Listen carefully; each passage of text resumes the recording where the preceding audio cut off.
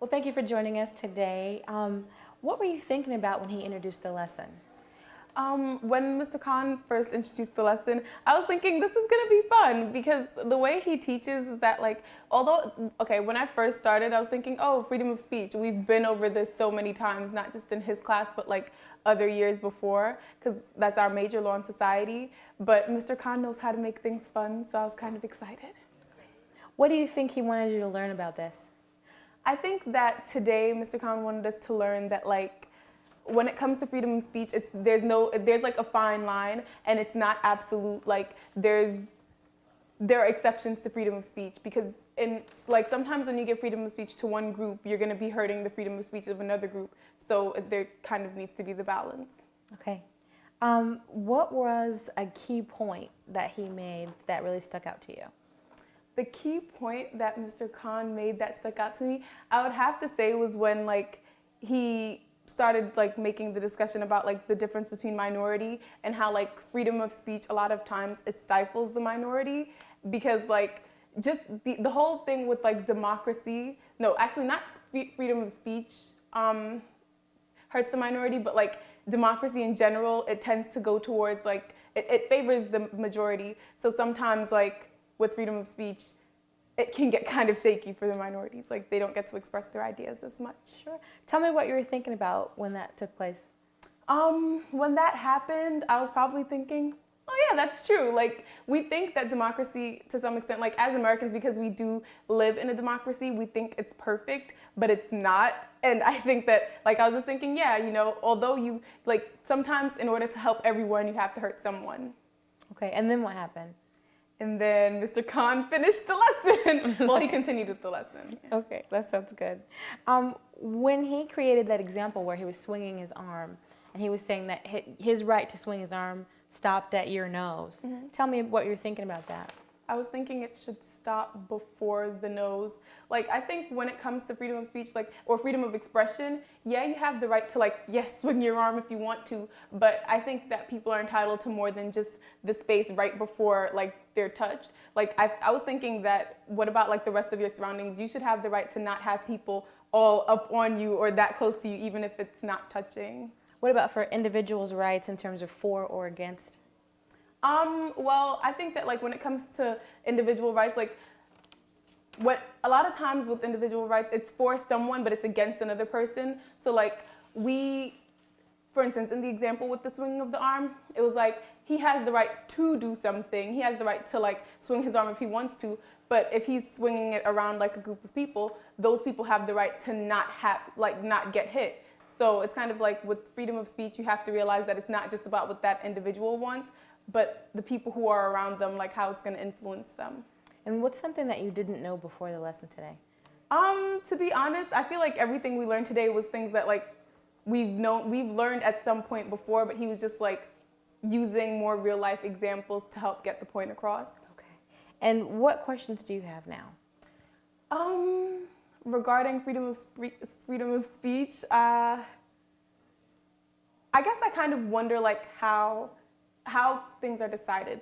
Even with the Supreme Court, I know that freedom of speech cases are some of the hardest ones for them, because it's hard to tell one group that they can do something and then another group that they can't do something. When you made a law, well, the Supreme Court didn't make it, but when Congress already said that they all of them have this freedom. So if for instance a person comes and they have a speech and there's a group of people and the speech is with Mr. Kahn's example, oh, Osama bin Laden did the right thing, he should have killed those people, they deserved it.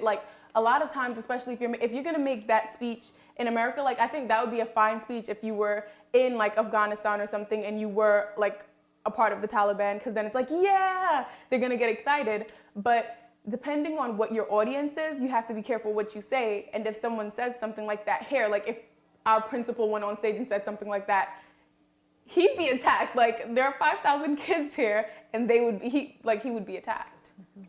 Thank you. Let's see. I'm trying to think about questions that you have now. Other questions that you have now at all? I guess.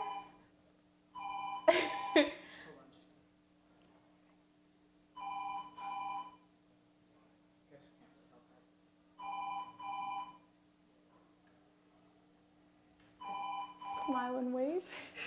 We can cut it out later. What does what you were doing today make you think of that you've been maybe studying throughout the year, or how are there connections?